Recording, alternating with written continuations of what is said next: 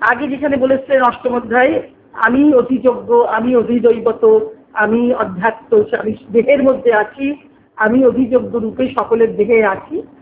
এখানে বলবেন জ্ঞান ভক্তির সম্মেলন হয়ে গেছে সপ্তম অধ্যায় থেকে শুরু। এবারে নবমে গিয়ে বলবেন যে নিজেকে ব্যক্ত করছে, ভগবান নিজেকে প্রকাশ করছে।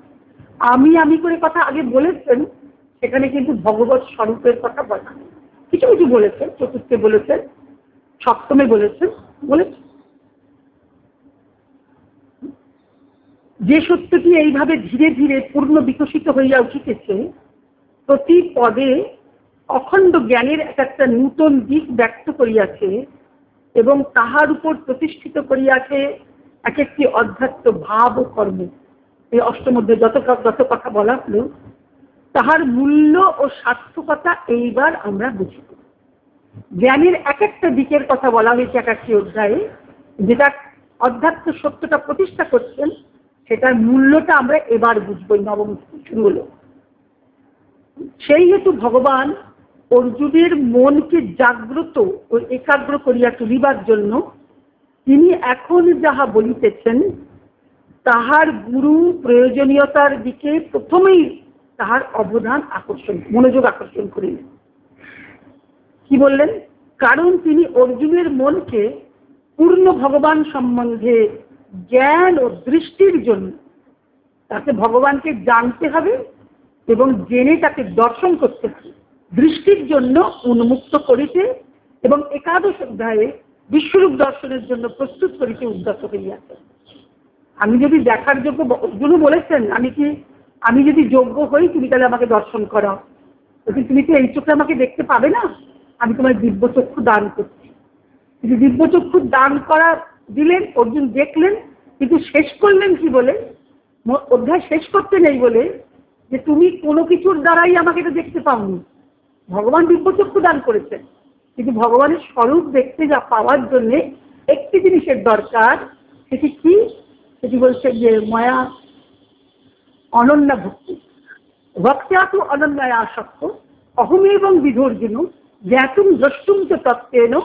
জ্ঞাতুম জানতে পারবে, দ্রষ্টুম দেখতে পারবে, প্রবেশতুম চ পরমতপ তুমি আমার মধ্যে প্রবেশ করতে পারবে।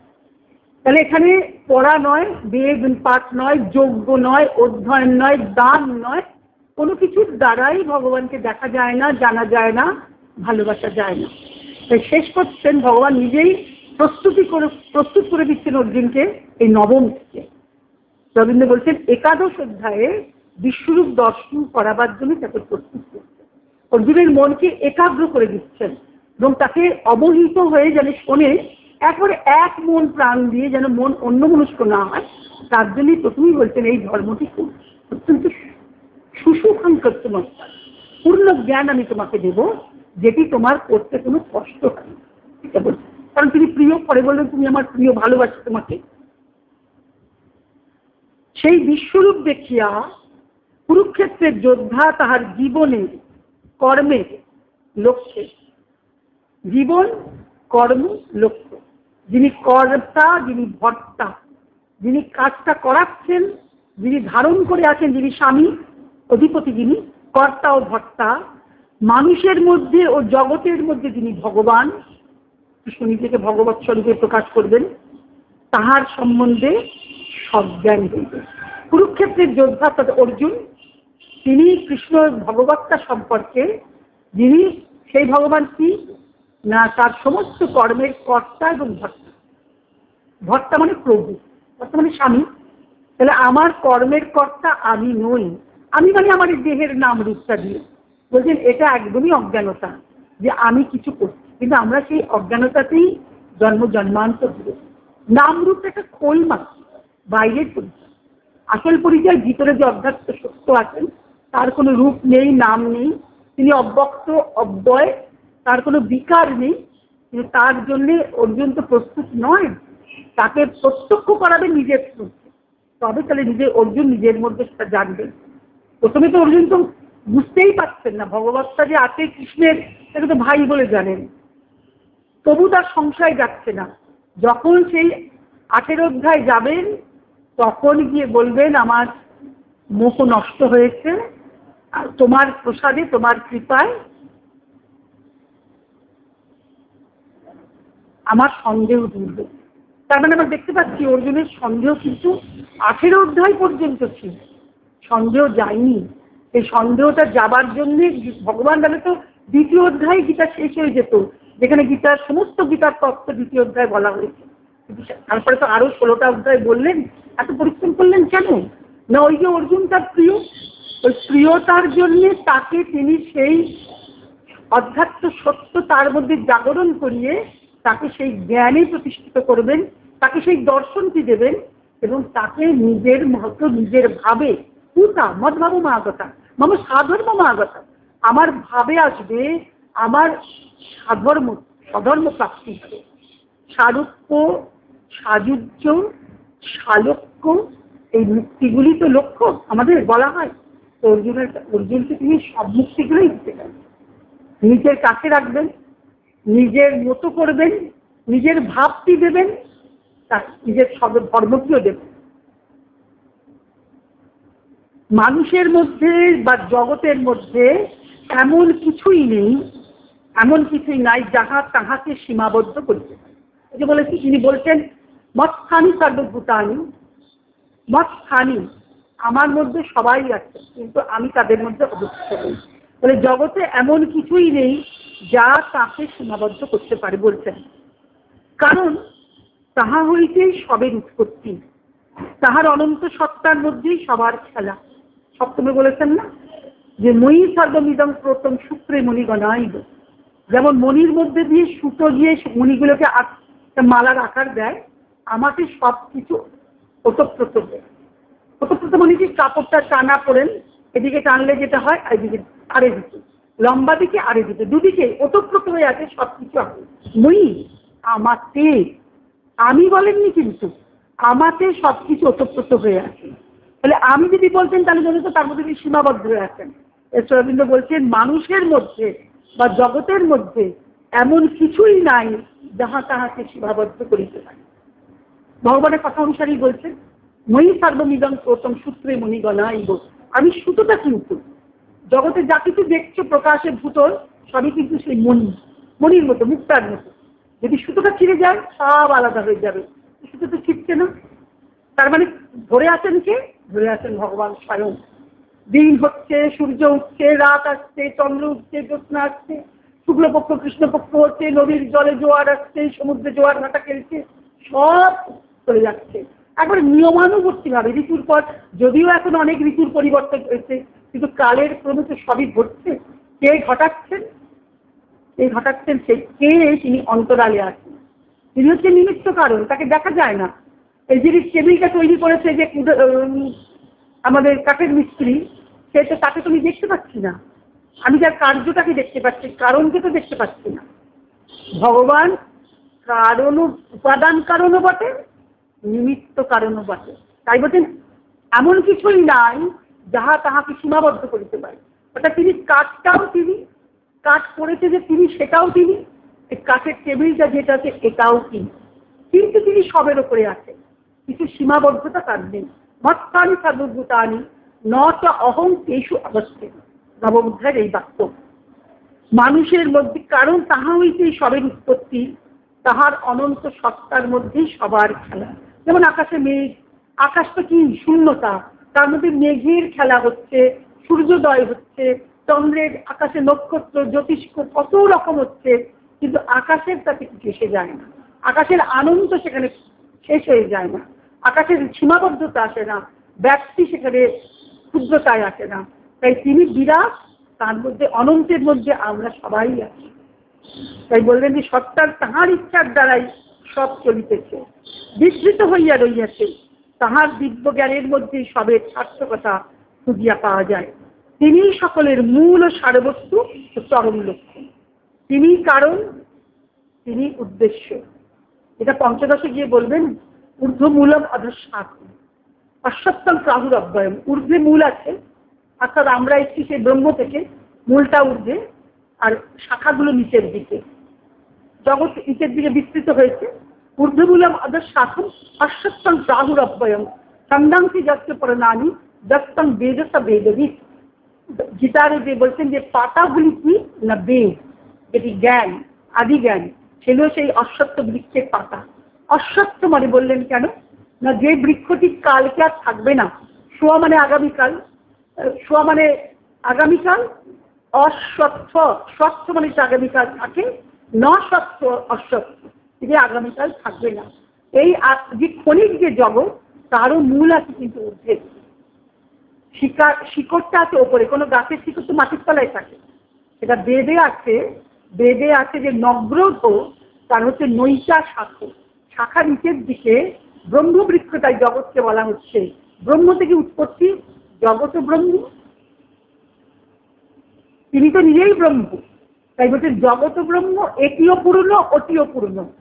ব্রহ্ম থেকেই জগৎ এসেছে, তাই ব্রহ্মও পূর্ণ, জগৎও পূর্ণ। পূর্ণ থেকে পূর্ণ মিলে পূর্ণই থাকে। পূর্ণাৎ পূর্ণ মুদচ্ছেতে, পূর্ণস্য পূর্ণমাদায়, কম হচ্ছে না কোথাও, ওটা অংশ কমে যাচ্ছে না। কিন্তু ওই কর্মজাল বিস্তৃত যেটা হচ্ছে, সেটি কি ওই শাখা প্রশাখা বিস্তৃত করে কর্মানুবন্ধিনী মনুষ্য লোক অধক প্রতিটা বলছে নিচের দিকে যে বেড়ে যাচ্ছে শাখাগুলি, সেগুলি কি করেছে না, সেটা কর্মজাল, কর্মের বন্ধ। তাই দিয়েই মানুষ এই কর্মের জালে বাঁধা পড়ে আছে। তিনি সকলের মূল, সারবস্তু এবং লক্ষ্য। তিনি জগতের উদ্দেশ্য, তাকে তিনি না থাকলে জগৎই থাকতো না। তিনি জগতের কারণও বটে, তিনি জগৎও বটে, কার্যও বটে। এটি কোনো বস্তুতে, ভূত বস্তুতে হয় না কারণ আর কার্য একই, একাত্মতা হয় না। যে সুতোর কাপড় বুনেছে সে তাঁতি কি নিজেই কাপড় হতে পারে না, তাঁতি আলাদা, কাপড় আলাদা, সুতো আলাদা। তাহলে এটার মধ্যে পার্থক্য আছে। ভগবতটা কোথায় না, তিনি সুতোটাও তিনি, তাঁতি যে কাপড় বুনছে সেটাও তিনি, কাপড়টাও তিনি। কার্য কারণ, নিমিত্ত কারণ, উপাদান কারণ সবই তিনি, একই। একবিজ্ঞানেন সর্ববিজ্ঞানং ভবতি, ছান্দোগ্য বলছেন।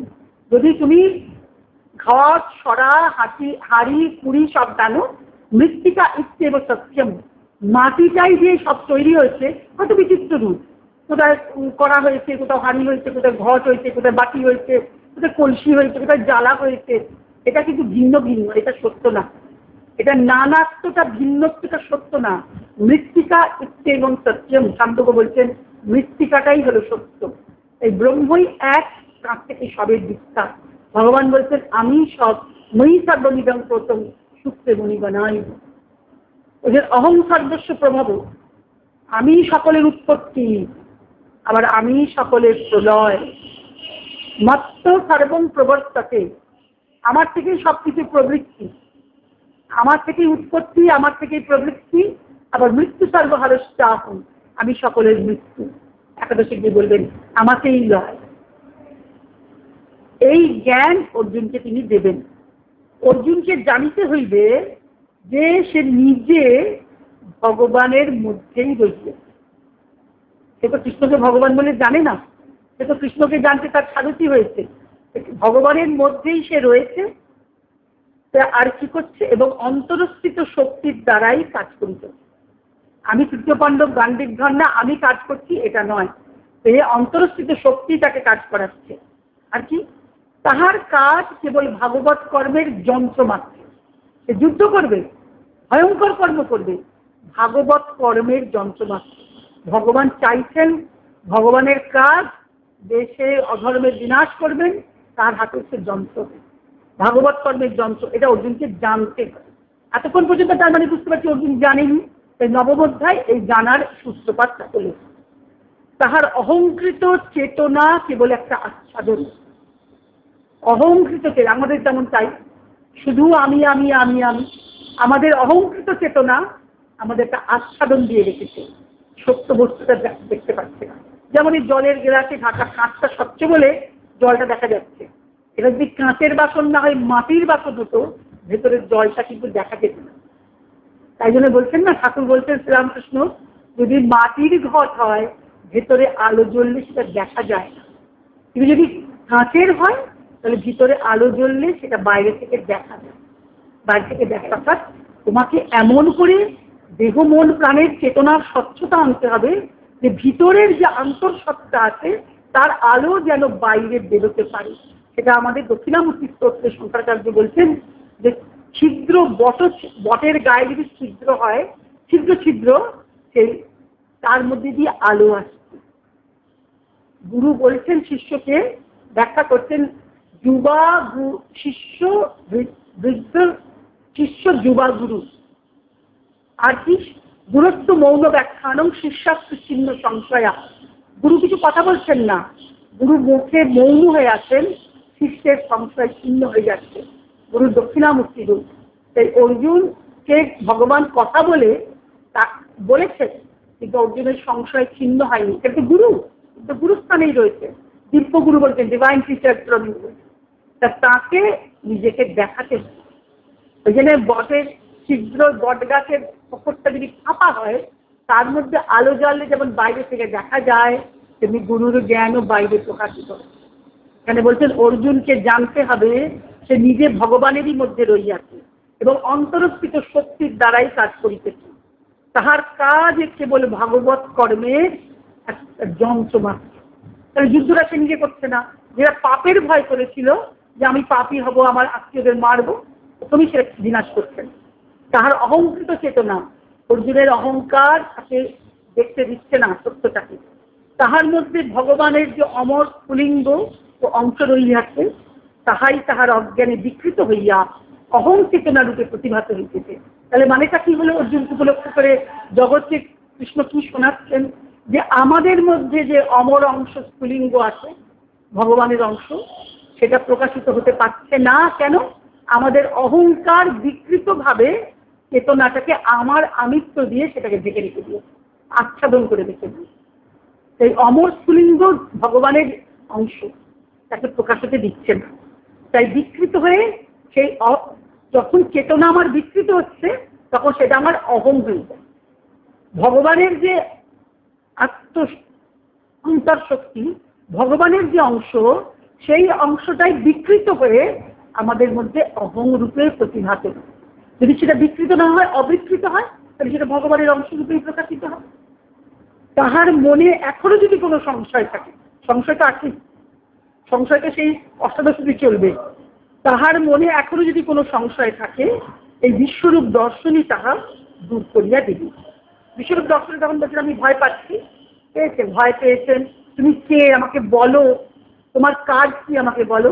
নাহি প্রজানা আমি তব প্রবৃত্তি, বলছেন তোমাকে দেখে আমি ভয় পাচ্ছি, আমার হাত পা, আমি কোনো কাজ করতে পারছি না, তুমি তোমার মানুষ রূপ ধারণ করো, সহস্র বাহ ভব বিশ্ব মূর্তি, তুমি মানুষ রূপ ধারণ করে আমাকে, তুমি তোমার এই রূপকে শান্ত করো। তখন বুঝতে পেরেছেন যে এই সাধারণ নন। এই বিশ্বরূপ দর্শনই তাহা দূর করিয়া দিবে এবং তাহাকে সেই কাজের জন্য শক্তিমান করিয়া তুলিবে। তাহলে বিশ্বরূপ দর্শনটা কেন করানো হচ্ছে? তারা বলে বিশ্বরূপ দর্শন একটা কাব্য। অনেকে ব্যাখ্যা করে, অনেকে বলে যে গীতার ওই বিশ্বরূপ দর্শনের কোনো সত্যতা নেই, ওটার মধ্যে একটা কাব্য, একটা সৌন্দর্য, কবিতার মতো বর্ণনা করছে। আদৌ মোটেই না। রবীন্দ্র বলছেন বিশ্বরূপ দর্শন করানো কেন? তাকে সেই কাজের জন্য তাকে যোগ্য করে তুলবে বলে। যে কাজ হয়েছে সে পশ্চাৎপদ হইয়াছে, অর্থাৎ সে যুদ্ধ করতে যে চাইছে না, যে নিজেকে একদম যুদ্ধ করবো না বলে যে রথের উপর বসে পড়েছিল, সেই কাজের জন্য সে অলঙ্গভাবে নিয়োজিত। আমরা যখনই মনে করি যে আমরা এটা পারবো না করতে, আমরা এটা পারি না, আমার দ্বারা হবে না, এমন প্রকৃতি আমাদের ঘাড়ে ধরিয়ে সেই কাজই করিয়ে নেয়, তখন যদি আমরা একটু দূরে থেকে, একটু দূরত্ব থেকে দেখি সাক্ষী স্বরূপে যে আমি বলেছিলাম এই কাজ করবো না, আমার অহং বলেছিল আমি এটা পারবো না, আমাকে সেই কাজই করে দেবে। আশ্চর্য ব্যাপার, প্রকৃতি কিন্তু সেটা করিয়ে নেবেই। কারণ আমার যা প্রকৃতি, যে গুণে আমি তৈরি, প্রকৃতি সেই গুণ দিয়ে আমাকে কাজ করবে। কারণ অর্জুনের ক্ষত্রিয়, তিনি রজগুণী, সত্যগুলো আছে, কিন্তু সে বলছে আমি যুদ্ধ করবো না, আমি সন্ন্যাস নেব। আমি সন্ন্যাস নেওয়া বা ভিক্ষা করে খাওয়াও অনেক ভালো, তার তো সেটা গুণের প্রকৃতি নয়। তাই জন্য অলঙ্গভাবে যার জন্য সে নিয়োজিত। আমরা প্রত্যেকটি ব্যক্তি আমরা অলঙ্গভাবে প্রকৃতির দ্বারা নিয়োজিত। এটা যদি না বুঝতে পারি, ততক্ষণই আমাদের ভেতরের সত্যতা বিকৃত হয়ে অহং চেতনার উপর প্রতিভাত হচ্ছে। তাই যে সেটা সারা জীবন চলছে, জন্ম জন্মান্তর চলছে। যে কাজের জন্য সে অলঙ্গভাবে নিয়োজিত, তাহার আর ফেরা চলে না। কারণ ফিরিলে তাহার মধ্যে ভগবানের ইচ্ছা ও আদর্শকে অমান্য করা হইবে।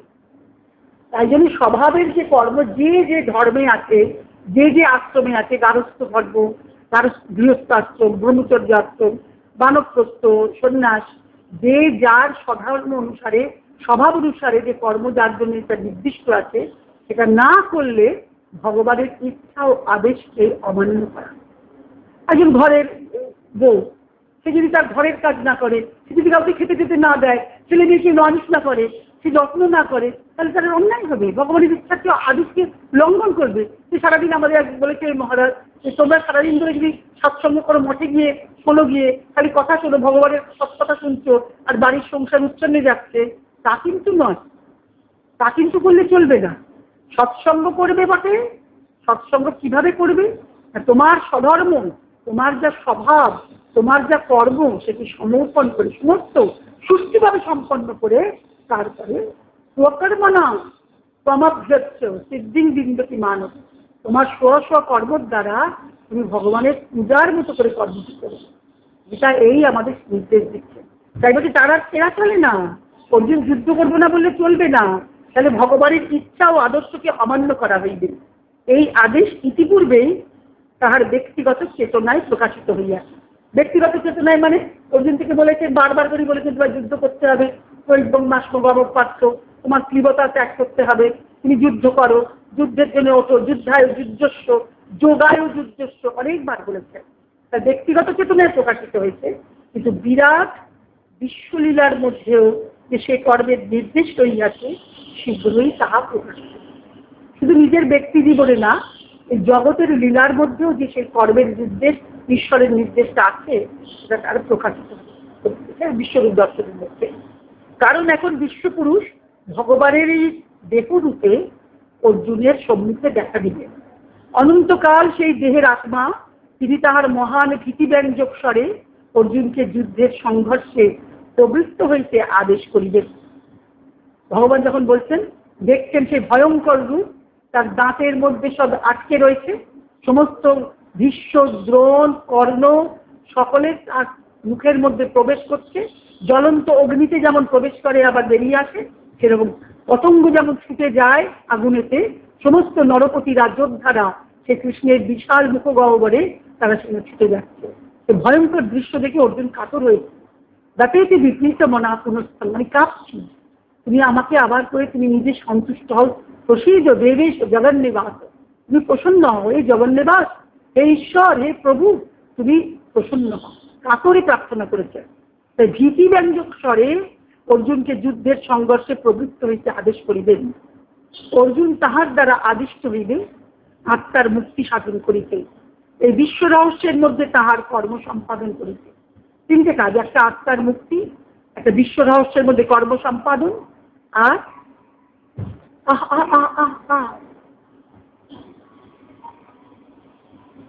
চেয়ার নেই না, চেয়ারে বসে দিল।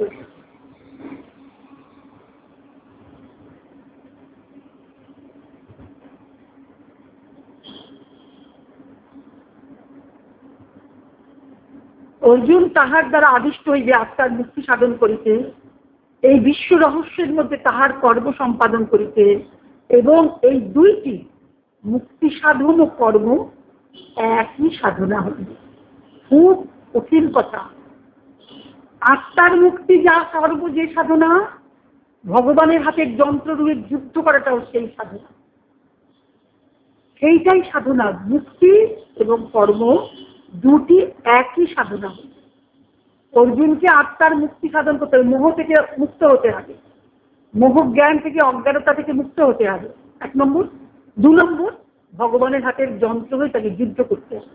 তাহলে দুটি কাজই বলছেন একটা সাধনা, এটা একই সাধনা। আমরা ভাবি আমাদের কাজ, কোনো কর্মই ছোট নয়, কর্মটা সাধনা হবে কখন? আমি যদি মনে করি আমার কাজ, সাধনা হবে। যদি মনে করি আমি যন্ত্র, রবীন্দ্রনাথ মা গ্রন্থে বলেছেন, তিনি বলেছেন প্রথমে সাধক ভগবানের চিত্তার্থে কর্ম করছে মায়ের সেবার জন্য, কিন্তু সেখানে প্রথমে তাকে যন্ত্র, প্রথমে সেবক, তারপরে তার যন্ত্র রূপে করছেন, তারপরে মায়ের সঙ্গে তাদের সাক্ষাৎ হয়ে যায়। 3টি স্তর, সাধনার 3টি স্তর। কিন্তু আমাদের কর্মের স্তরটা কিরম হবে? এটাই তো জগতে প্রথম। আমাদের দৈনন্দিন জীবনে আমরা কর্ম করছি সবসময়। সে কর্মটা কেমন হবে? সে ছেলে মেয়ে মানুষ করাই হোক, লেখাপড়া শেখাই হোক, চাকরি করাই হোক, টাকা রোজগার হোক, গৃহিণীর ঘরের কাজ হোক, মেয়েরাও এখন বাইরে কাজ করছে, চাকরি করছে। তাহলে সমস্ত কাজই কিভাবে করতে হবে তার নির্দেশ যেটা দিচ্ছেন, তাহলে সেটা একটা সাধনা হবে, তাহলে সেটা যোগ হবে। সরস্বতী বলছেন অল লাইফ ইজ যোগা। জীবন বাদ দিয়ে সাধনা নয়। প্রতিটি ঘর বাড়ি যদি পুরুষ নারীর দ্বন্দ্ব চলে, আমাদের এখন কি চলছে জগতে, যে মেয়েরা তো সমকক্ষ হয়েছে পুরুষের, কিন্তু কি দেখছি বাইরে, সমকক্ষ হওয়াতেও মেয়েদের অসম্মান কিন্তু কমেনি। কেন কমেনি? ওই যে আত্মার মুক্তি সাধন হয়নি, নিজের আত্মসচেতনতাটা হয়নি, নিজের ভিতরের যে স্ফুলিঙ্গ আছে, চেতনা আছে, সেটা প্রকাশিত হতে পারছে না। অহং চেতনা, শুধু পুরুষের মতো হব, শুধু পুরুষের সমান হব, এইটা যদি আকাঙ্ক্ষা থাকে তাহলে তো সেটা হতে পারে না। তাহলে অর্জুনকে দুটো কাজ করতে হবে। একটা আত্মার মুক্তি সাধন করতে হবে, তার অজ্ঞানতাকে মোহকে নষ্ট করতে হবে। আর দ্বিতীয় হচ্ছে ভগবানের যন্ত্ররূপে তাকে যে যুদ্ধে প্রযুক্ত করেছেন ভগবান, এই যে এসেছেন কুরুক্ষেত্রে, সেই যুদ্ধের কাজ করতে হবে। দুটোই সাধনা, একই সাধনা। তাই ছাত্র যখন লেখাপড়া করছে, সেই লেখাপড়ার কাজটা যেমন, তেমনি তার যে নিজের ভিতরের যে অন্তরাত্মার ক্ষমা, দয়া, সত্য, সরলতা, ঋজুতা, কোমলভাবে লোকের সঙ্গে ব্যবহার, মৃদুতা, এই গুণগুলির অনুশীলন করে নিজেকে দৈবীভাবে রূপান্তরিত করা, এটা একই সাধনা। এটা করতে হবে, নাহলে সব আসুর ভাবের প্রাধান্য হয়ে গেছে। আমি সব কিছু পারি, এই দম্ভ, দর্প, অভিমান, বাকপারুষ্য, কঠিন কথা বলে লোকের মনে কষ্ট দেয়া, এগুলো হচ্ছে কি আসুর গুণ, আসুরম ভাবনা। সেটা আবার খুব কৃত্য সাধন করছে, সাধনা করার জন্য নিজের শরীরকে কষ্ট দিচ্ছেন, খাচ্ছে না, উপবাস করছে, ঠিক মতো যত্ন করছে না শরীরের। ভগবান বলছেন না, কর্ষায়ন্ত শরীর মান তান বিদ্যা অসুর নিশ্চয়ান, তাদেরকে অসুর বলে জানবে, তাদেরকে অসুর বলে জানবে, তারা তাদের মধ্যে দৈব ভাব নেই। তাহলে দৈবী ভাবের সাধনা যে কাজ, নিজে নিজে সকর্ম সেই সাধন। আত্মার মুক্তি সাধন করতে হবে, অর্জুনকে ক্ষত্রিয়, তাকে যুদ্ধ করতে হবে, অধর্মের বিনাশ করতে হবে, ধর্ম স্থাপন করতে হবে। ভগবান ধর্ম স্থাপনে এসেছেন অবতার হয়ে, তার হাতের যন্ত্র হতে হবে। অর্জুনের সম্মুখে আত্মজ্ঞানের উচ্চতর আলোক এবং ভগবান ও প্রকৃতি সম্বন্ধে জ্ঞান যতই বেশি উদ্ঘাটিত হইতেছে, ততই তাহার বুদ্ধির সংশয় সমস্ত পরিষ্কার হইয়া যায়। প্রথমে অর্জুন যে ছিল, অর্জুন বিষাদ যোগে, সেই অর্জুন এখন আর নেই। তার বুদ্ধির সংশয় কাটছে, আস্তে আস্তে কাটছে, যেমন অন্ধকার একটু একটু করে কাটে। কিন্তু যদি জ্ঞান হয়, শ্রীরামকৃষ্ণ বলছেন একটা আলো জ্বাললে 1000 বছরের, যদি আলো জ্বালি 1000 বছরের অন্ধকার চলে যায়। যতটা জ্ঞান প্রকাশিত হয়েছে তাতেই অর্জুনের সংশয় দূর হয়েছে। কিন্তু কেবল বুদ্ধির সংশয় পরিষ্কার হইলেই চলবে না, বুদ্ধির বিকাশের দ্বারা সবকিছু হচ্ছে না। কি হতে হবে? তাহাকে দেখিতে হইবে অন্তর্দৃষ্টির দ্বারা। একটা আমার বাইরের দৃষ্টি, আমি বাহির পানে চোখ মেলেছি, ভিতর পানে চাইনি। আমার হিয়ার মাঝে লুকিয়ে আছে, দেখতে তোমায় পাইনি, আমি দেখতে তোমায় পাই। রবীন্দ্রনাথ বলছেন না, আমার হিয়ার মাঝে লুকিয়ে আছে, দেখতে তোমায় পাই, আমি বাহির পানে চোখ মেলেছি, ভিতর পানে পাই। আমরা তো সবসময় বহির দৃষ্টি, এইটা কি হলো, ওটা কি হলো, এটি করছে, এটি কথা বলছে, খবরের কাগজে কি লিখলো, অমুক কি করলো, এই নিয়েই আমাদের দিনটা চলে গেল। অন্তর্দৃষ্টি তো নেই। তাই বলছে শুধু আত্মজ্ঞান আর বুদ্ধির সংশয় কাটলে হবে না, তার যেমন দেখতে হবে অন্তর্দৃষ্টির দ্বারা, যাহা তাহার বহির্মুখী মানবীয় দৃষ্টিকে আলোকিত করবে। এটা অর্জুনকে যেমন করতে হবে, যেটা আমাদেরকে উপদেশ করছে, তোমার বহির্মুখী মনকে অন্তরাবৃত্ত করো। সবসময় বাইরের দিকে তাকিও না, বাইরে কি ঘটছে সেটা চেয়েও না, নিজের ভিতরে চাও। এই সাধক বলছেন না যে আপনাকে আপনি থাকো মন, যেও না কো কারো ঘরে, যা চাবে তা বসে পাবে, খোঁজো নিজ অন্তঃপুরে। বাইরে হচ্ছে হচ্ছে ঘুরে বেড়ার দরকার নেই, অনেক কিছু শুনতে, অনেক কিছু জানার কিছু দরকার নেই। যা চাবে তা বসে পাবে, খোঁজো নিজ অন্তঃপুরে। সে কথাটাকে এখানে বলছেন, অন্তর্দৃষ্টির দ্বারা তাহার বহির্মুখী মানবীয় দৃষ্টিকে আলোকিত করিবে, যেন সে কর্ম করিতে পারে সমগ্র সত্তার সম্মতির সহিত। মা একজনকে চিঠিতে লিখছেন, সে বলেছে বোধ হয় যে চিঠিটাতে লিখেছে যে সে একটু ধ্যানের সময় কম পাচ্ছে, মানে আরো পরে মঙ্গলের জন্য অনেক কিছু কাজ করতে যায় কিন্তু পেরে উঠছে না, তখন মা সময় পাচ্ছে না। তখন মা বলছেন যে অহং নিয়ে মহৎ কাজ মহান কাজ করার থেকে যদি বাসন মাজো লোককে খাবার পরিবেশন করো তবে জানবে সে কাজটা অনেক বড়। বাসন মাজার কাজ, লোককে খাবার পরিবেশন করার কাজ ওই অহং বুদ্ধিতে পরিচালিত হয়ে, ওই বহির্মুখী দৃষ্টি অহং বুদ্ধিতে পরিচালিত হয়ে শুধু শুধু মহান কর্ম করার থেকে বাসন মাজার কাজ, লোককে খাবার পরিবেশন করার কাজ অনেক বড়, অনেক বড়।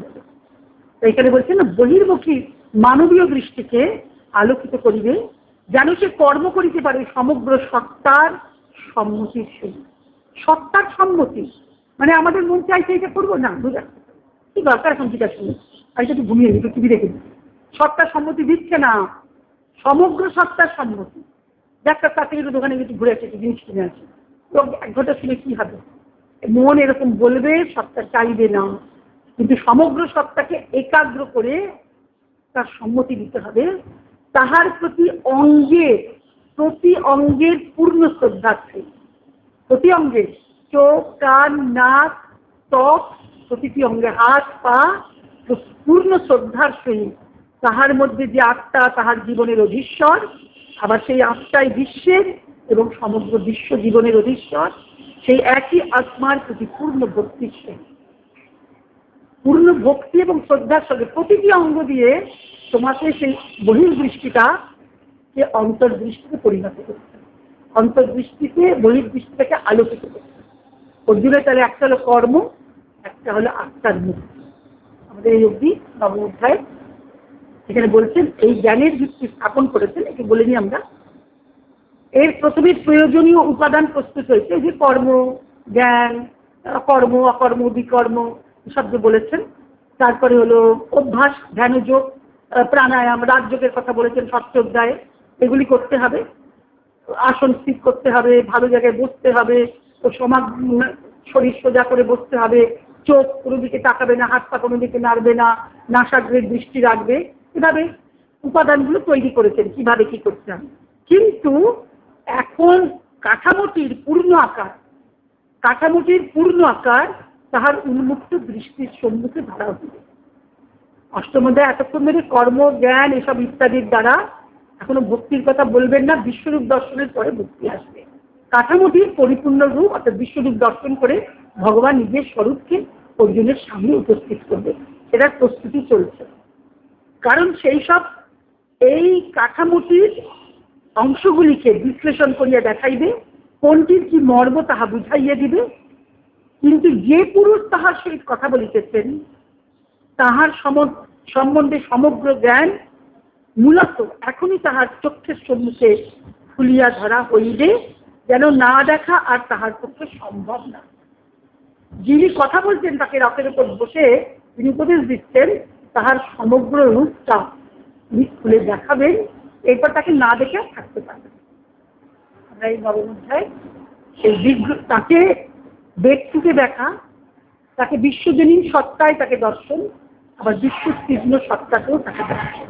এটি হলো গুহ্য জ্ঞান, এটি হলো বিদ্যা, রাজবিদ্যা।